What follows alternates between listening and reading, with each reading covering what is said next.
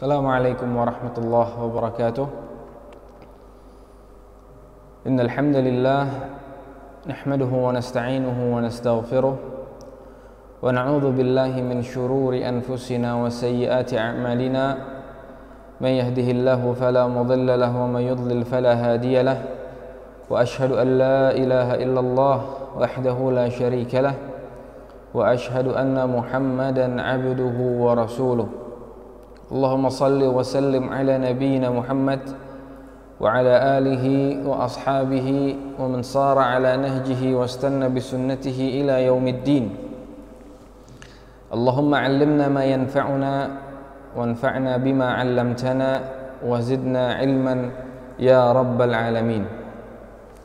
Ayuha talabatul kiram, para santri Intan Ilmu kelas 7A yang dimuliakan Allah Subhanahu wa taala, senantiasa selalu kita bersyukur kepada Allah Subhanahu wa taala yang masih memberikan kita berupa kesempatan, entah berupa waktu dan nikmat kesehatan dan lain sebagainya, yang mana kita bisa melanjutkan pembelajaran kita dalam maddah fiqh atau dalam pelajaran fiqh.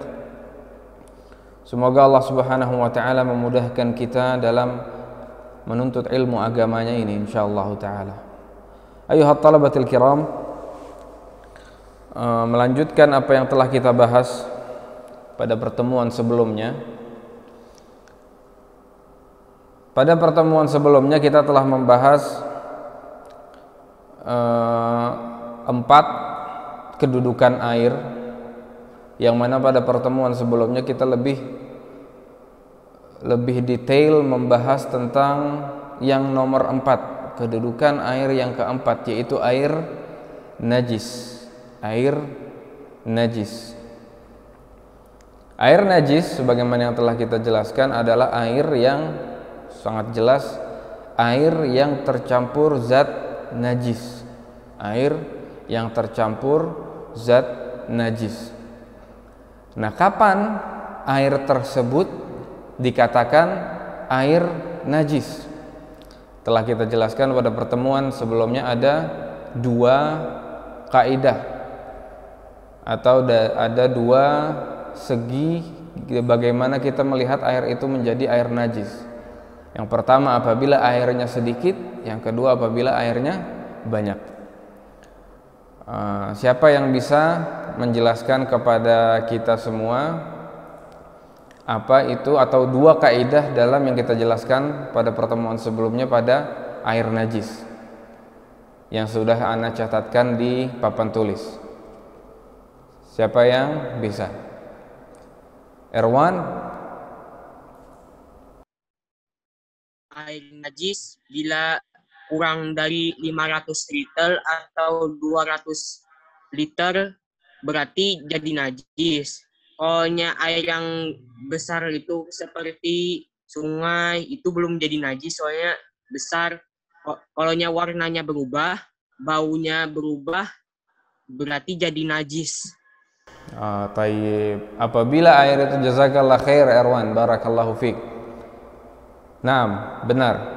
Apabila air itu di bawah 2 qullah, ingat, apabila air itu di bawah 2 qullah atau di bawah kurang lebih 200 liter, kemudian terkena zat yang najis, maka airnya langsung menjadi najis. Dan apabila air tersebut, yang kedua, apabila air tersebut di atas 2 qullah, kemudian terkena zat najis, maka tidak langsung menjadi najis kecuali berubah warnanya, baunya, atau rasanya. Ini berdasarkan sabda Nabi Muhammad sallallahu alaihi wasallam, apabila air telah mencapai 2 qullah atau kisaran 200 liter, lam yahmilil khabath, dia tidak akan terdampak oleh al-khabath. Al-khabath adalah maknanya sama dengan najis atau kotoran dan lain sebagainya. Ini sabda Nabi Muhammad sallallahu alaihi wasallam. Ini dalil sangat penting. Ini adalah dalil utama dalam bab ini. Dalil utama dalam bab ini. Kalau bisa dihafalkan, dihafalkan. Kalau bisa dihafalkan, dihafalkan. Itu tentang air najis. 2 qullah kemarin kisaran 200 liter air. 2 qullah kisaran 200 liter air. Kemudian selanjutnya pada pertemuan sebelumnya kita telah membahas tentang ad-dibagh. Apa itu ad-dibagh? Penyamakan kulit. Penyamakan kulit bangkai. Anda jelaskan pada pertemuan sebelumnya, ad-dibagh atau penyamakan adalah proses membersihkan kulit tersebut dari kotoran-kotoran atau najis-najis dengan cairan-cairan tertentu. Nah, kulit ini bisa kita manfaatkan, kulit bangkai bisa kita manfaatkan dengan cara disamak terlebih dahulu, karena kita ketahui bangkai hukumnya najis. Bangkai hukumnya najis. Bangkai adalah hewan yang meninggalnya atau matinya tidak melalui proses penyembelihan yang syar'i. Apabila dia sudah melewati menjadi bangkai, maka dia hukumnya najis, baik itu hewannya yang boleh dimakan atau yang tidak boleh dimakan. Ini kita berbicara tentang hewan darat. Adapun hewan laut semua bangkainya suci. Adapun hewan laut semua bangkainya suci. Kata Nabi Muhammad sallallahu alaihi wasallam, fil bahri huwa at-tahuru ma'uhu al-hillu maitatuhu. Kemarin pernah kita jelaskan pada pertama 7 macam jenis air yang bisa digunakan untuk bersuci. Ketika itu para sahabat bertanya kepada Rasulullah sallallahu alaihi wasallam, apakah boleh berwudu dengan air laut? Nabi Muhammad sallallahu alaihi wasallam menjawab, fil bahri huwa at-tahuru ma'uhu. Air laut itu airnya bisa mensucikan, tahur. Airnya bisa mensucikan. Al-hillu maitatuhu, dan bangkainya pun halal. Bangkai hewan laut atau hewan air ini halal, bisa dimakan. Adapun hewan darat, bangkainya hukumnya najis. Bangkainya hukumnya najis, tidak bisa dimanfaatkan kecuali kulitnya setelah melalui proses penyamakan. Setelah melalui proses penyamakan. Kemudian di sini kita baca ulang. Wa juludul mayyitati tathuru bid-dibagh, halaman 27. Dibuka semua halaman 27. Wa juludul mayyitati tathuru bid-dibaghi illa jildal kalbi wal khinziri wa ma tawallada minhuma aw min ahadihima wa 'admul mayyitati wa syi'ruha najisun illa al-adami. Kulit bangkai binatang bisa menjadi suci. Kulit bangkai binatang bisa menjadi suci dengan disamak, dengan melalui proses pembersihan kulit tadi, disamak. Kecuali ada 2 hewan yang tidak bisa disucikan kulitnya. 2 hewan yang tidak bisa disucikan kulitnya. Kecuali apa? Kulit anjing dan babi. Kulit anjing dan babi apabila tidak kita samak kulitnya, maka statusnya tetap najis, tidak bisa mensucikan. Karena anjing dan babi semasa hidupnya saja sudah statusnya najis, terlebih lagi apabila dia menjadi bangkai. Itu makanya tidak bisa dibersihkan dan tidak akan bisa diangkat kenajisannya melalui penyamakan. Kecuali 2 hewan ini ya, diingat. 2 hewan, anjing dan babi, tidak bisa disucikan kulitnya. Adapun yang lain bisa disucikan kulitnya setelah dia menjadi bangkai melalui proses penyamakan. Serta benda-benda yang bersumber dari keduanya atau salah satu dari keduanya, ataupun benda-benda yang bersumber dari anjing dan babi atau salah satunya. Tulang dan bulu bangkai adalah najis kecuali mayat manusia. Termasuk yang najis di dalam bangkai. Jadi bangkai itu sudah jelas dagingnya sudah jelas najis dan seluruh tubuhnya najis termasuk sya'ruha dan tulangnya, wa azmuha, tulangnya dan rambutnya atau bulunya juga ikut najis. Semuanya kalau sudah menjadi bangkai menjadi najis kecuali kulit yang bisa kita samak terlebih dahulu baru bisa menjadi suci, kecuali adami illal adami, kecuali mayat manusia. Manusia tidak akan pernah dikatakan menjadi bangkai dan tidak akan menjadi najis. Manusia tidak akan pernah dikatakan menjadi bangkai dan tidak akan menjadi najis.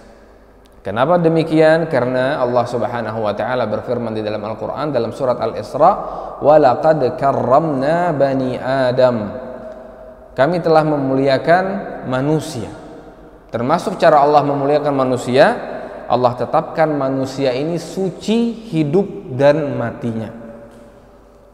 Manusia suci hidup dan matinya. Itu makanya kata Nabi Muhammad sallallahu alaihi wasallam, "Innal mu'min la yanjus hayyan wa mayyita." Sesungguhnya orang beriman, orang mukmin tidak akan menjadi najis semasa hidupnya atau ketika dia mati. Ini ayyuhat talabatul kiram. Apa dalil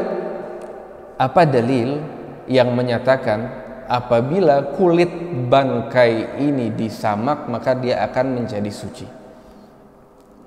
Nah, ini yang belum kita bahas pada pertemuan sebelumnya. Dalilnya adalah sabda Nabi Muhammad sallallahu alaihi wasallam, "Idza dubighal ihabu faqad tahura." Idza dubighal ihabu faqad tahura. Ana tuliskan. Atau dalam lafaz yang lain Nabi Muhammad sallallahu alaihi wasallam bersabda, "Ayyuma ihabin dubigha faqad tahura." Ayyuma ihabin dubigha faqad tahura. Dalilnya pendek. Kulit apa saja yang disamak maka dia telah menjadi suci. Kulit apa saja setelah disamak maka dia akan menjadi suci. Anda tuliskan dalilnya dan antum catat apa dalil-dalil yang berkaitan tentang pelajaran kita, apa yang Anda tuliskan terutama. Karena terkadang dalil bisa jadi keluar di ikhtibar atau di ujian. Meskipun tidak ada, insyaallah tidak ada dalil yang panjang, semuanya pendek.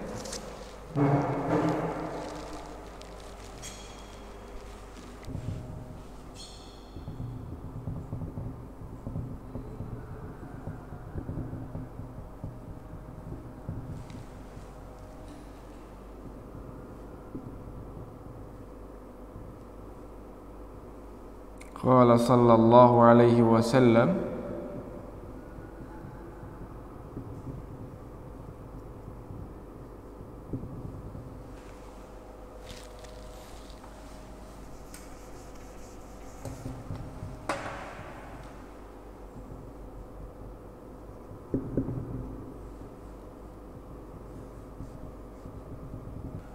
qala an-nabiy sallallahu alaihi wasallam, ayyuma ihabin dubigha faqad tahura. Yang mana artinya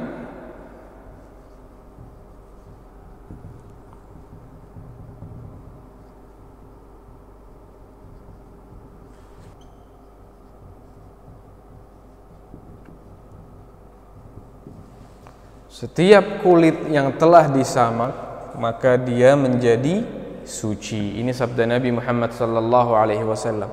Ayyuma ihabin dubigha faqad tahura. Ayyuma artinya adalah setiap atau apa saja. Ihab artinya kulit.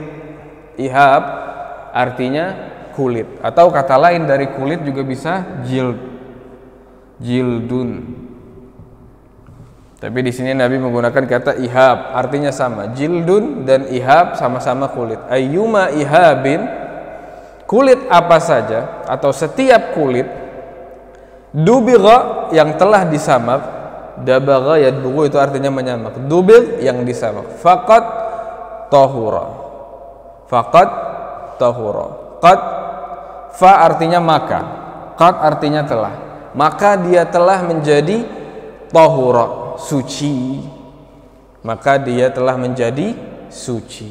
Ayyuma ihabin dubigha faqat tahura. Sangat pendek, insyaallah gampang dihafalkan. Ini dalil dalam bab ini. Dalil dalam bab ini.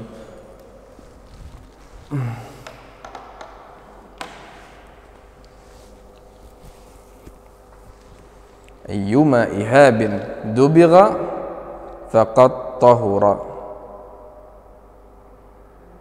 Ayyuma ihabin dubigha faqad tahura.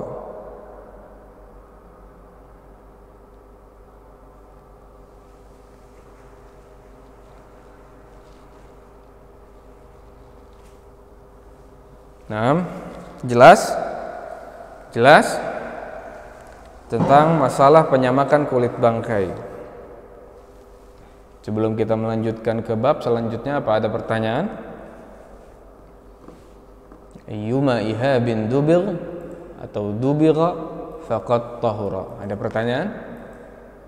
Fihi soal, hal min soal, hal min soal,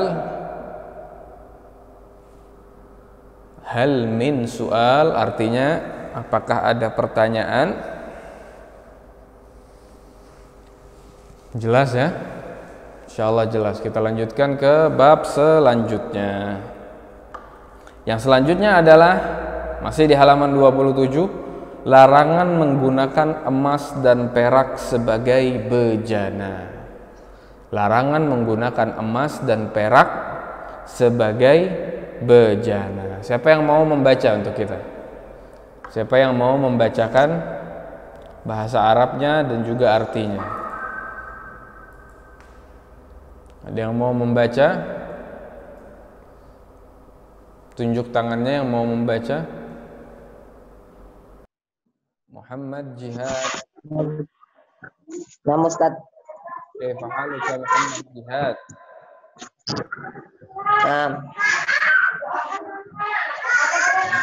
Baca Ustaz. Baca Jihad. Halaman 20.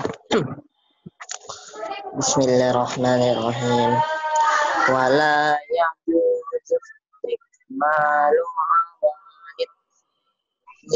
dahabi wal fiddah wa yajuzu istikmalu ghairihi mina awan. Mumtaz, barakallahu fiik.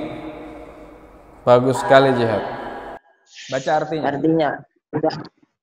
Artinya tidak boleh menggunakan bejana, wadah, emas dan perak dan boleh menggunakan bejana selain keduanya. Naam. Barakallahu fiik Jihad, jazakallah khair.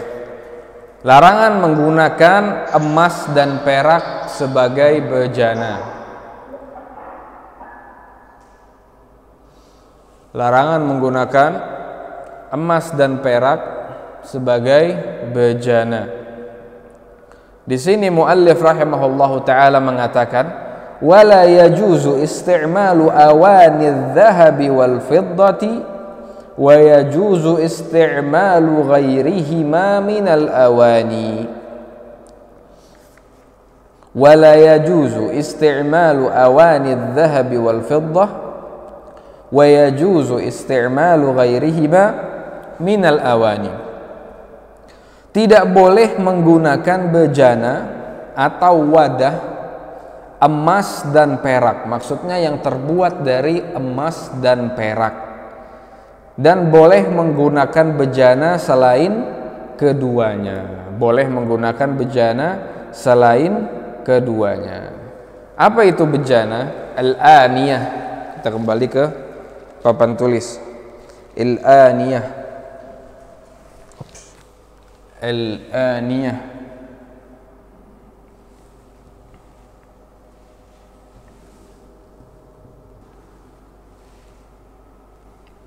ina, inaun, inaun. Artinya adalah bejana. Jamak dari kata ina adalah awani. Ina atau bisa juga kita sebut dengan aniyah. Aniyah. Aniyatun. Inaun atau aniyatun di jamaknya adalah awani. Artinya apa? Bejana. Bejana atau wadah. Bejana atau wadah. Jadi bahasa Arabnya bejana atau wadah adalah inaun atau juga aniyatun.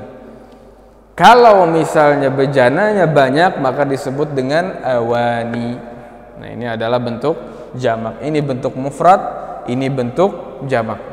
Setiap kata benda ada bentuk mufradnya, ada bentuk jamaknya. Sebagaimana antum mengatakan qalamun. Qalamun adalah pulpen. Ini adalah bentuk mufrad atau bentuk tunggal. Adapun jamaknya aqlamun. Artinya pulpen yang banyak, lebih dari 3 atau lebih. Nah, begitu juga dengan ina. Ina adalah bejana, jamaknya adalah awani. Artinya bejana yang banyak, 3 atau lebih. Nah, bejana apa saja yang dikatakan sebagai bejana? Apa saja yang dikatakan sebagai bejana? Bejana adalah wadah. Wadah untuk meletakkan sesuatu, entah itu air, makanan dan lain sebagainya. Termasuk di dalam ina, salah satunya adalah ember, bisa kita katakan bejana karena dia menampung. Termasuk kita katakan ina gelas. Gelas juga bisa dikatakan ina bejana. Termasuk juga ina adalah mungkin bak mandi. Bak mandi bisa kita katakan ina karena dia adalah wadah untuk menampung. Nah, tidak boleh kita menggunakan bejana dari emas dan perak. Tidak boleh kita menggunakan bejana dari emas dan perak.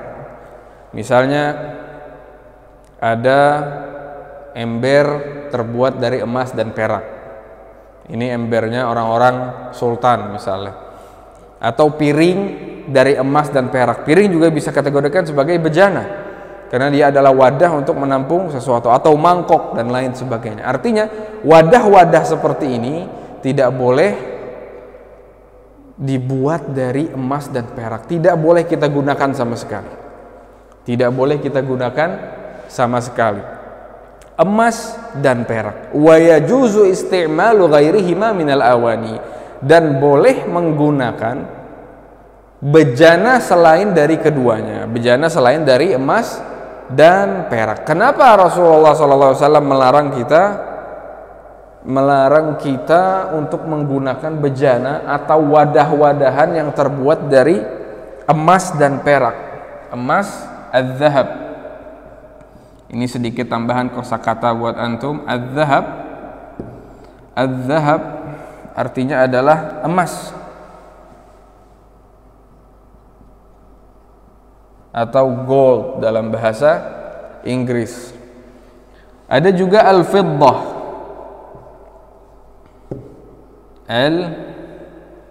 Al-fiddah,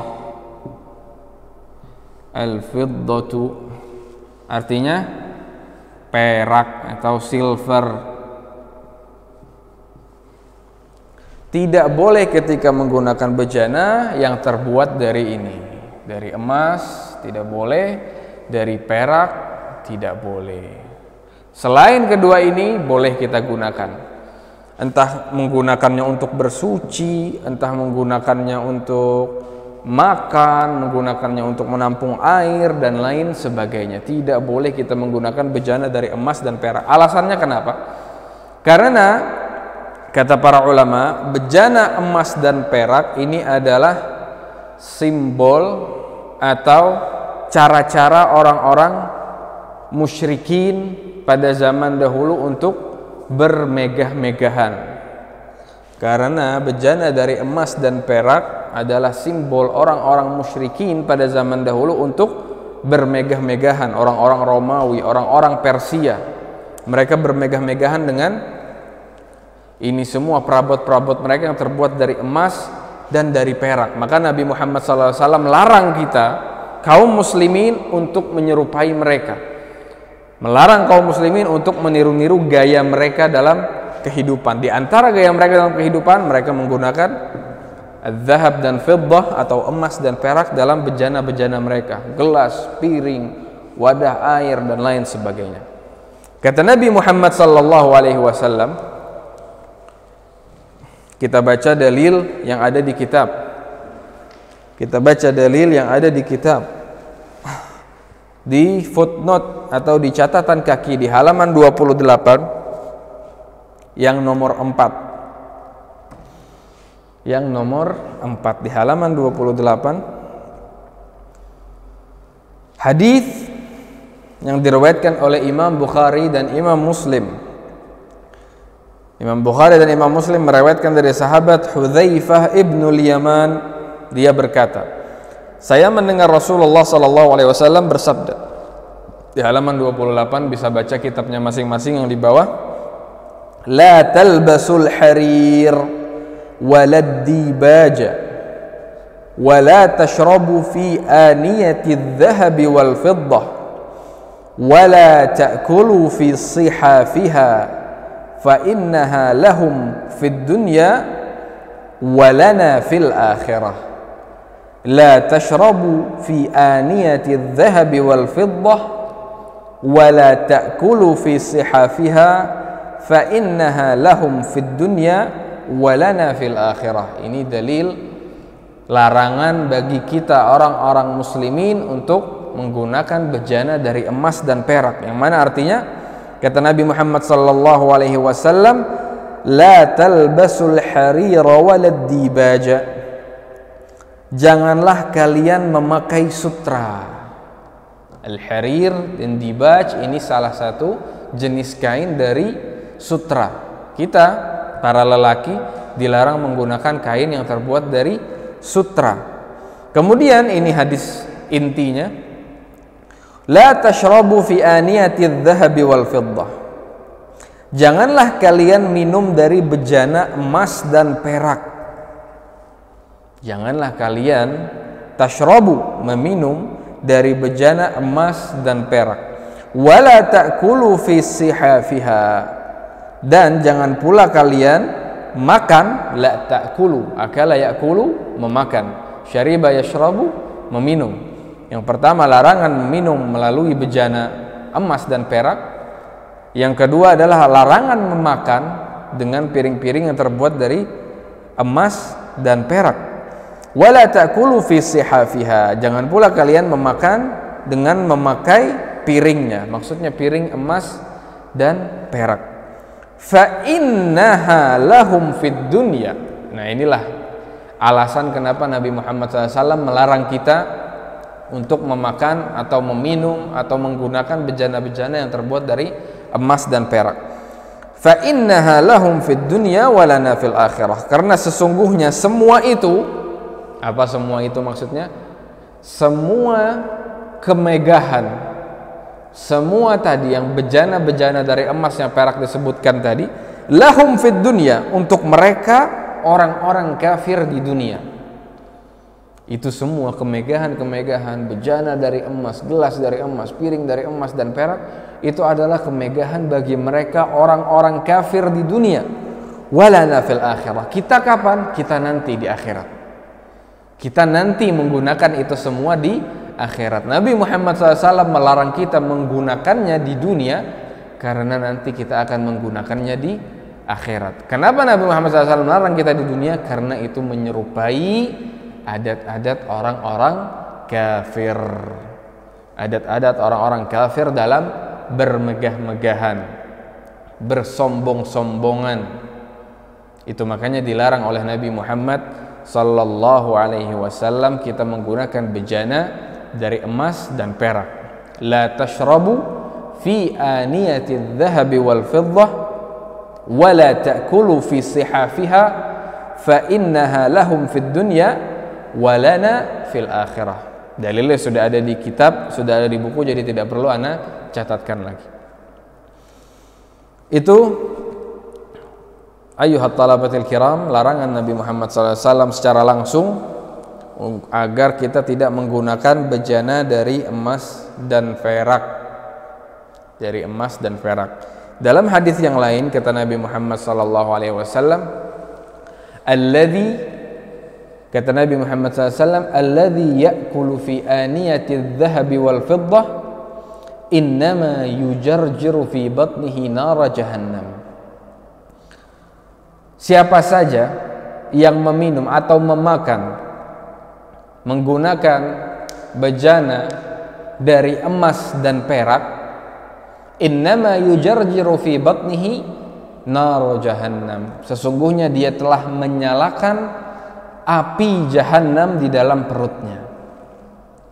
Sungguhnya dia telah menyalakan api neraka Jahannam di dalam perutnya. Ini larangan yang sangat keras dari Nabi Muhammad SAW. Nabi wanti-wanti kita agar kita tidak meniru-niru orang kafir. Bukan ini saja, bukan dalam hal ini saja, akan tetapi dalam segala aspek kehidupan. Dalam segala aspek kehidupan kita dilarang meniru-niru orang kafir dalam berpakaian, dalam apapun itu. Kata Nabi Muhammad sallallahu alaihi wasallam, man tashabbaha biqaumin fahuwa minhum. Barang siapa yang menyerupai suatu kaum, maka dia termasuk golongan dari kaum tersebut. Apabila kita menyerupai orang-orang kafir misalnya dalam berpakaian, dalam perayaan hari-hari Idnya, kita ikut-ikutan dengan mereka, perayaan tahun baru misalnya, atau perayaan hari Valentine, yang mana hari-hari ini dibikin-bikin oleh orang-orang kafir yang mereka merayakannya. Kita sebagai umat muslim ikut-ikutan merayakannya, maka berhati-hatilah oleh sabda Nabi Muhammad SAW, man tashabbaha biqaumin fahuwa minhum. Barang siapa yang menyerupai suatu kaum, maka dia termasuk dari golongan mereka. Ini ayuhat talabatil kiram, kenapa Nabi Muhammad SAW melarang kita untuk meminum atau memakan melalui bejana dari emas dan perak, karena itu adalah simbol atau adat istiadat orang-orang musyrikin di dunia untuk mereka bermegah-megahan. Walana fil akhirah, kata Nabi, dan bagi kita itu nanti di akhirat.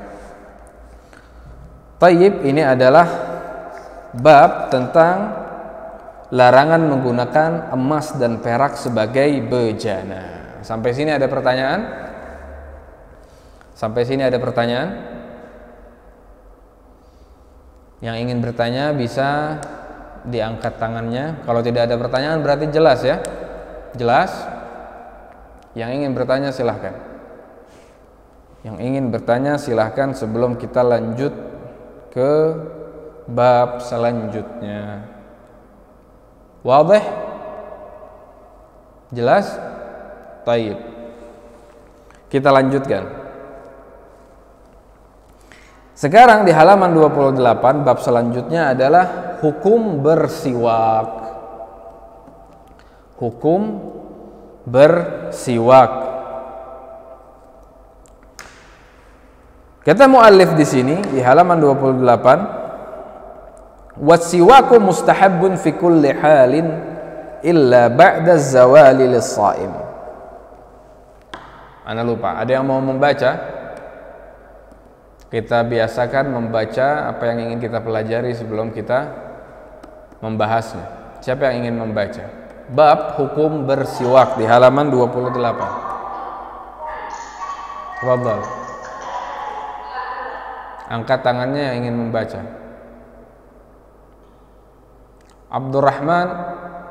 Abdurrahman Hasif. Tafadhal. Tafadhal Abdurrahman, iqra.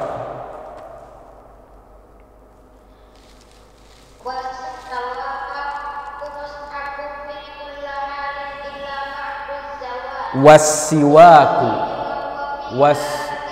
Wassiwaku. Mahlan Abdurrahman, sebentar. Wassiwaku mustahabbun fi kulli. Kalau di bawah tanda tasydid, lihat di papan tulis semuanya. Kalau harokatnya berada di bawah tanda tasydid, maka dia menjadi kasrah. Sebagaimana dalam kata wassiwaku. Apabila syakal atau harakatnya di atas tanda tasydid, maka dia baru menjadi fathah. Kalau siwak, harakatnya di bawah tanda tasydid begini, itu makanya dibaca si, kasrah. Sama juga fi kulli, bukan fi kulla, fi kulli halin. Kalau di bawah tanda tasydid dibacanya kasrah, kalau di atas baru dia dibaca fathah. Fahim tuh? Taib, kita ulang dari awal. Tafadhal Abdurrahman. Wasiwaku mustahabbu fi kulli halin illa ba'da zawali lis-shaimi wa huwa fi thalathati mawadi'a ashaddu istihbaba. Inda taghayyuril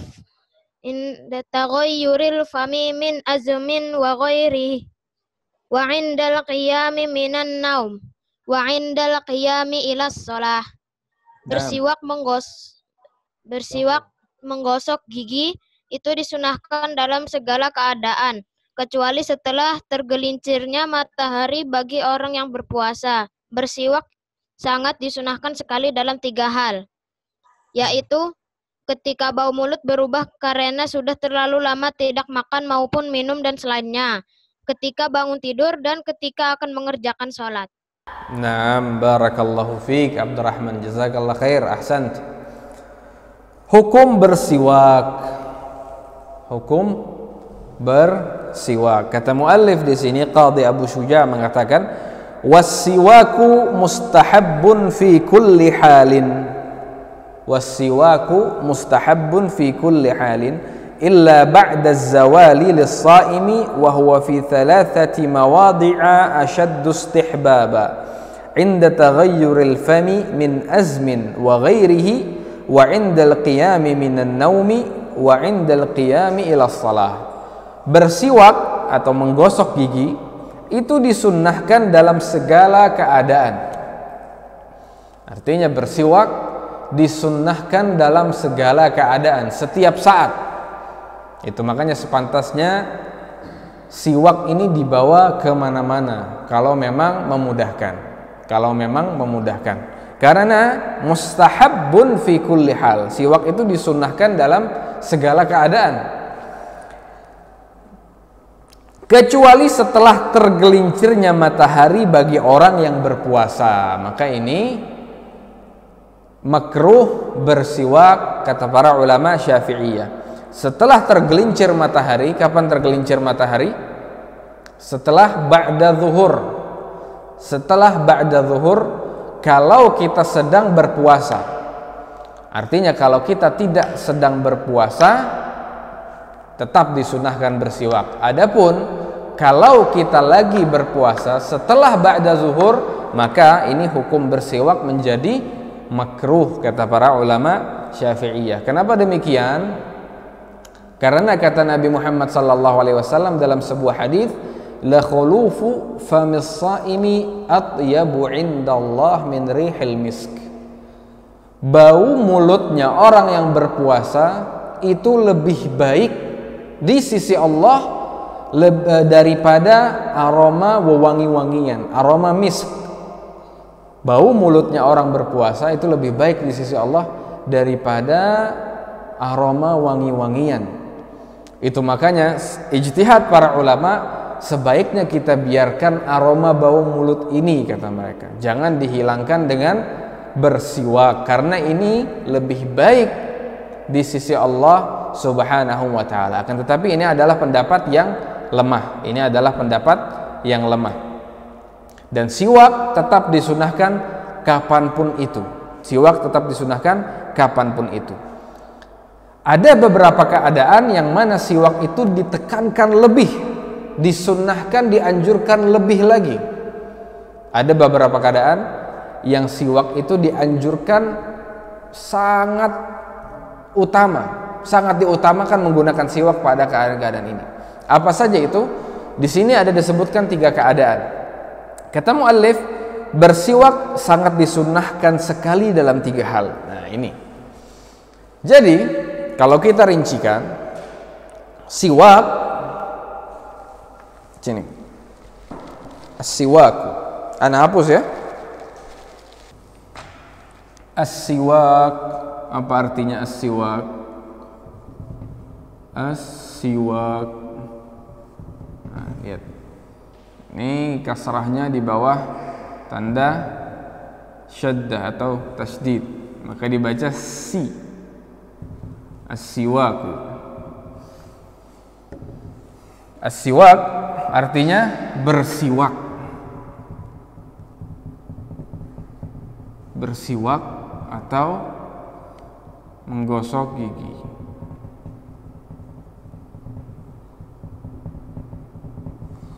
Apakah yang dimaksudkan dengan bersiwak di sini harus menggunakan kayu siwak?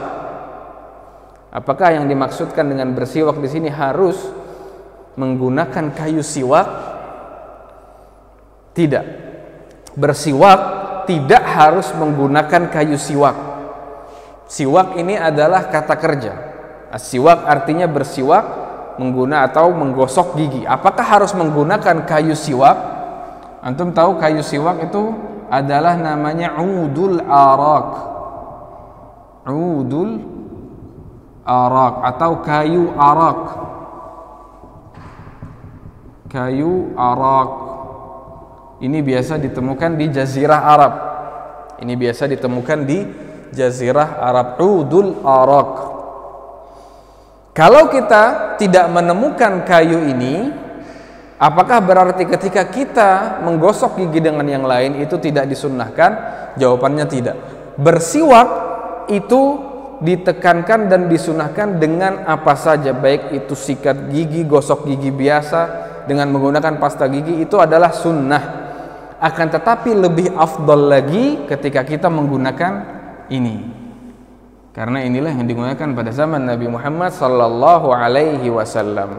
Artinya kalau antum tidak memiliki kayu siwak, ketika antum tidak memiliki kayu siwak, bukan berarti antum tidak bisa menjalankan sunnah. Bukan berarti antum tidak bisa menjalankan sunnah. Karena yang dimaksud bersiwak itu bukanlah alat kayu siwak tadi. Yang dimaksud bersiwak adalah kata kerja untuk menggosok gigi. Itulah yang dinamakan bersiwak. Artinya bersiwak bisa dengan sikat gigi yang biasa kita gunakan, kita tambahkan odol dan lain sebagainya, atau kalau kita memiliki ini kayu siwak atau kayu arak atau udul arak, maka ini lebih utama atau lebih afdal lagi.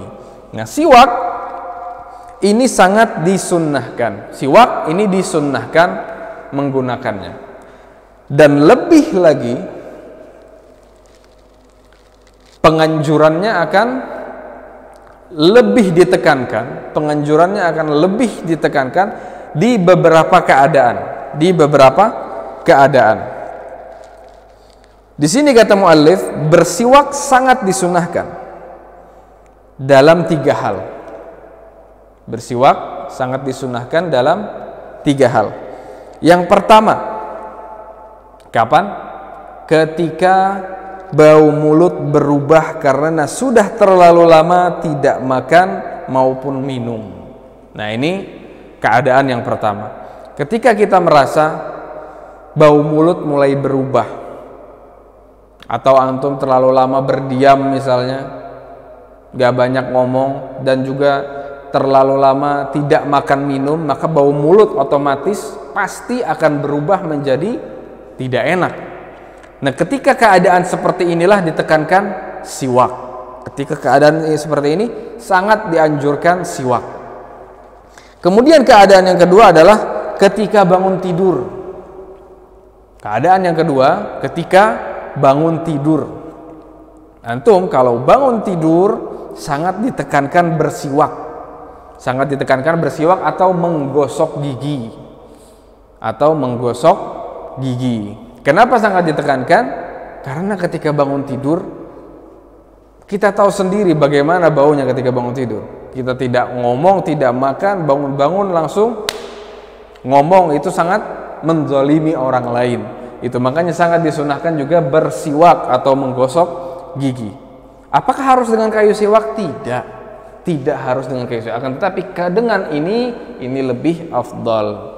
Apabila kita menggunakan ini lebih afdal. Kalau tidak ada, kita pakai sikat gigi biasa. Itu makanya ketika antum bersikat gigi, itu niatkan menjalankan sunnah agar kita dapat pahala.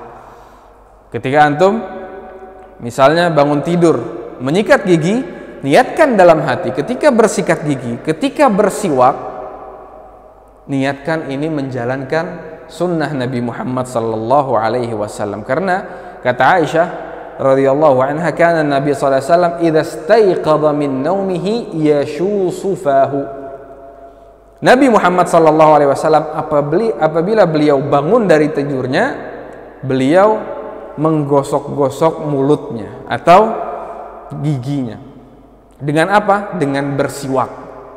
Apakah Ustadz harus pakai kayu siwak? Tidak. Tidak harus. Kata siwak, ana ulangi lagi, siwak itu adalah kata kerja. Kata kerja artinya menggosok gigi, bukan kayu tertentu. Akan tetapi ketika menggunakan kayu ini, kayu arak, ini maka lebih afdal. Ini adalah keadaan yang kedua. Adapun yang ketiga, ketika akan mengerjakan sholat.